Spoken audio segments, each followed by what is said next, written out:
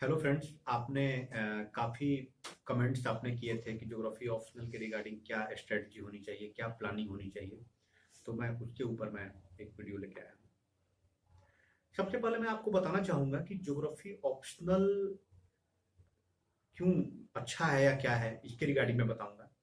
देखिए, geography optional इसके कुछ फ़ायदे हैं, जैसे कि थोड़ा साइंटिफिक है। जैसे इसका जैसे आप फिजिकल ज्योग्राफी है, वो थोड़ा फिजिक्स या फिर इस तरह की चीज़ें समझ आती हैं, दिमाग में आती हैं, तो थोड़ा साइंटिफिक है। और इसके इसके अलावा इसका जो है यूज जो जीएस पेपर्स में है, तो इसलिए ये थोड़ा ये अच्छा है। और इसके साथ साथ बीपीएससी में इसका परफॉर्मेंस भी काफ़ी अच्छा रहा, तो इसलिए ज्योग्राफी एक अच्छा ऑप्शनल है। इसके डिमेरिट्स भी हैं। डिमेरिट्स अपने हैं, सिलेबस काफ़ी बड़ा है, काफ़ी लेंदी है सिलेबस इसका, तो ये इसका डिमेरिट्स है। उसके जैसे और ऑप्शनल्स हैं, जैसे एलएसडब्ल्यू या ये सब या हिंदी साहित्य, इन सब की सिलेबस कम है, तो ये इजीली आप कवर कर सकते हैं। बट ज्योग्राफी में आपको पढ़ने के लिए थोड़ा टाइम लेके पढ़ना पड़ेगा। आपका बेसिक बनाने के लिए आपको अच्छा खासा टाइम देना पड़ेगा। उसके साथ साथ मैं ये जो पूरी स्ट्रेटजी बना बता रहा हूँ, ये बिल्कुल स्क्रैच लेवल से बता रहा हूँ। अगर आप जिस लेवल पे हैं अभी, उसके आगे बढ़ जाइएगा। जैसे जैसे मैं इसमें बताऊंगा कि आपको बेसिक कैसे पढ़ना है। अगर आपका बेसिक है ठीक ठाक, तो इसके आगे मैं बताऊंगा कि आंसर कैसे लिखना है या आंसर पे कैसे प्रैक्टिस करना है। तो आप वहीं से अपना आप पहले का वीडियो आप फॉरवर्ड कर दीजिएगा और वहीं से आप देखना शुरू कीजिएगा। तो मैं स्क्रैच लेवल से बताता हूँ। सबसे पहले तो आप, अगर आप ज्योग्राफी ऑप्शनल ले रहे हैं, तो सबसे पहले आप एनसीईआरटी की क्लास 11th और क्लास 12 की जो ज्योग्राफी है, इसको आप पढ़ लीजिए। इसको आप अच्छे से पढ़ लीजिए। उसके साथ साथ जीसी लियोंग करके जो बुक है, पतली सी किताब है, उसके अगर पूरा अगर पढ़े तो ठीक है, अगर टाइम है तो। नहीं तो लास्ट के जो 12 चैप्टर्स हैं, जिसमें हर एक एरियाज के जो क्लाइमेट, लाइवलीहुड और इकोनॉमी के बारे में जो बताया गया है, वो आप एक बार पढ़ लीजिए। काफी बेसिक है, काफी फायदेमंद होगा आपको आगे के लिए। उसके अलावा मैं बताऊंगा कि मैंने क्या किया था और क्या ठीक है। जैसे कि अगर आप दिल्ली में हैं या फिर कोचिंग से आप अगर कर सकते हैं ज्योग्राफी का, तो आप कर सकते हैं, क्योंकि उसमें भी आपको 4-5 महीने में पूरा सिलेबस आपको पढ़ा दिया जाता है, तो वो भी ठीक है। लेकिन कई बार क्या होता है कि आप दूर दूर हैं, आप बिहार में हैं या बिहार के किसी डिस्ट्रिक्ट में है जहाँ पे कोचिंग अवेलेबल नहीं है, तो उनके लिए भी घबराने की जरूरत नहीं है। उनके लिए मैं बताना चाहूंगा कि आप कोई भी आपका फ्रेंड हो या कोई भी हो, तो उससे आप एक नोट्स किसी भी कोचिंग का अपने मीडियम में, आपका हिंदी या इंग्लिश मीडियम हो, तो आप यहाँ से कोई भी अच्छे टीचर का नोट्स आप मंगा लीजिए और आप सेल्फ स्टडी करिए। उसके साथ साथ कुछ बुक्स को खरीदिए, जो कि मैं आपको आगे बताऊंगा।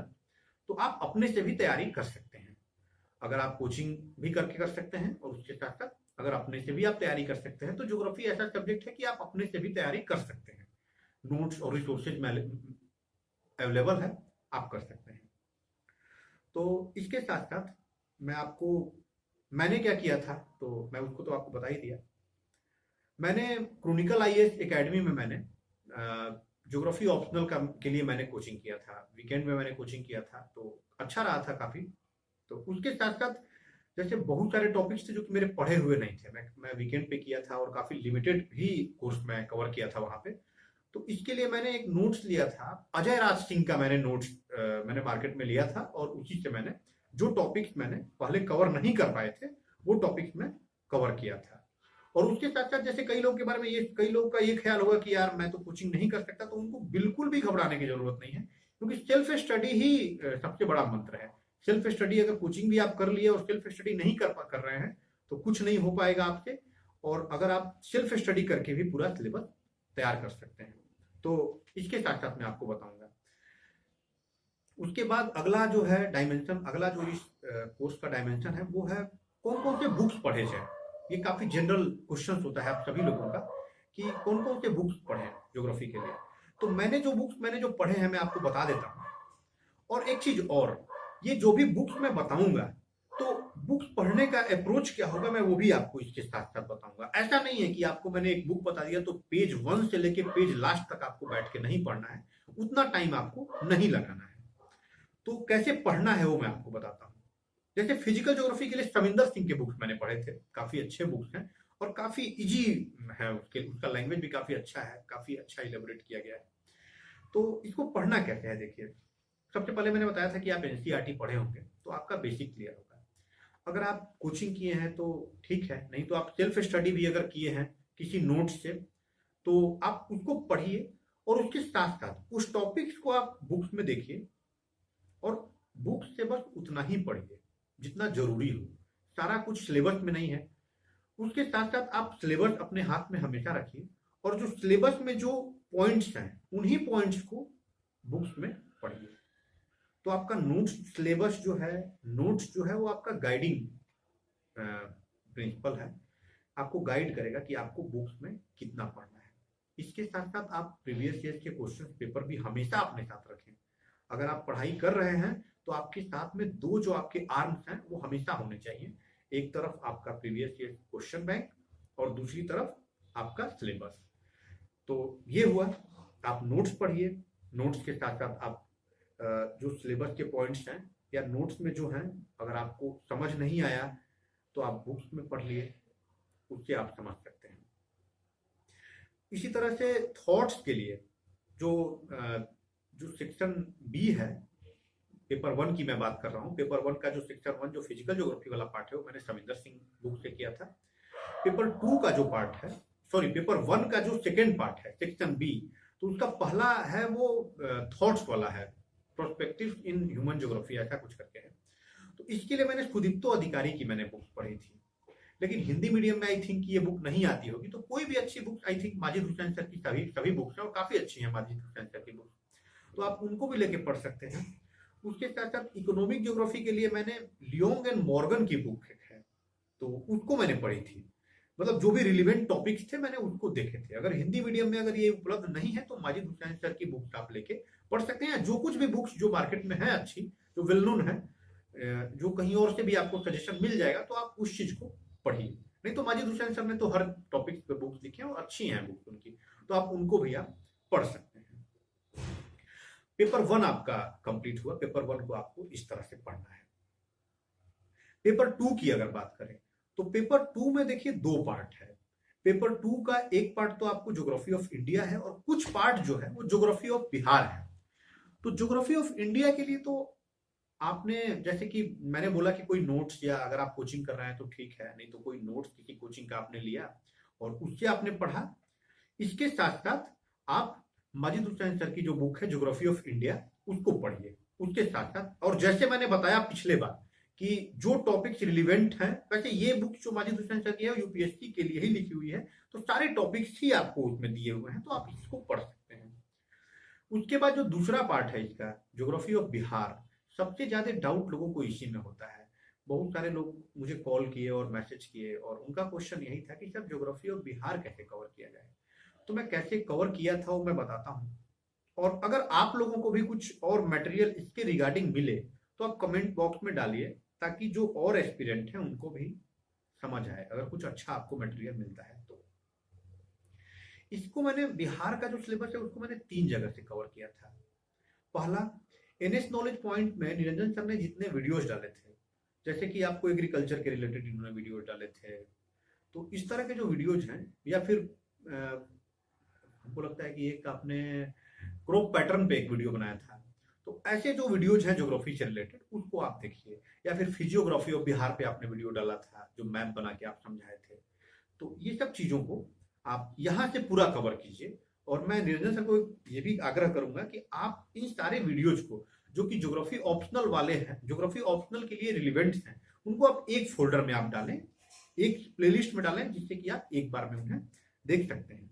और इनसे ये भी आग्रह करूंगा कि कुछ और भी वीडियोज लेके आए जिससे कि और भी लोगों को फायदा हो।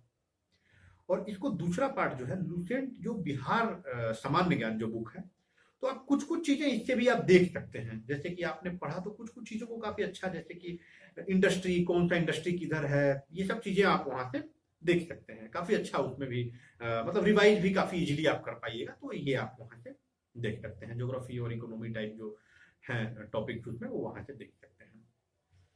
और तीसरा जो मेरा स्ट्रेटजी था, संदर्भ पब्लिकेशन का ज्योग्राफी ऑप्शनल का क्वेश्चन बैंक। लेकिन इसमें दिक्कत ये है, अगर आप हिंदी मीडियम से हैं तो आपको बहुत अच्छा है क्योंकि ये हिंदी मीडियम की बुक है। अगर आप इंग्लिश मीडियम से हैं तो भी आपको दिक्कत नहीं है, क्योंकि जनरली आप जो भी हिंदी में आप उसको इंग्लिश में आसानी से आप कन्वर्ट कर सकते हैं। तो जो भी बिहार से रिलेटेड प्रीवियस ईयर्स में जो क्वेश्चन पूछे गए हैं उसको आप यहाँ से पढ़ सकते हैं, अंडरलाइन कर सकते हैं। इवन आप इंटरनेट से भी सर्च करके उस आंसर्स को इनरीच कर सकते हैं। उसके साथ साथ आप कुछ टॉपिक को इंटरनेट पे भी आप खोज के भी आप पढ़ सकते हैं। और मैं कोशिश करूंगा या फिर सर को यही बोलूंगा कि आप जो भी बिहार रिलेटेड जो टॉपिक हैं, जो कि स्टूडेंट्स को काफी प्रॉब्लम होता है पढ़ने के लिए कि कहाँ से पढ़ें, कितना नहीं पढ़ें, तो मैं निरंजन सर को बोलूंगा कि आप उन पे कुछ और लेसन बनाएं। ठीक, उसके साथ साथ आपको तो ये तो आपका हो गया कि आपको एक आइडियल वे में पढ़ाई कैसे करनी है ज्योग्राफी की, ये मैंने पूरा बता दिया। उसके बाद एग्जाम टाइम में आपकी स्ट्रेटजी क्या होनी चाहिए। जब आपको 2 महीने बचे हुए हैं, 3 महीने बचे हुए हैं, तो उस टाइम में आपको कैसे आगे बढ़ाना है कोर्स को। देखिए, सबसे मेन फंडा जो है मेंस का, वो है आपका रिवीजन। आपने जो पहले पढ़े हैं उसको आप खूब बार बार आप रिवाइज करते रहिए। इसके साथ साथ एक स्ट्रेटजी जो मैंने बनाई थी और काफी अच्छा चला, काफी अच्छा मतलब मुझे फ्रूटफुल हुआ।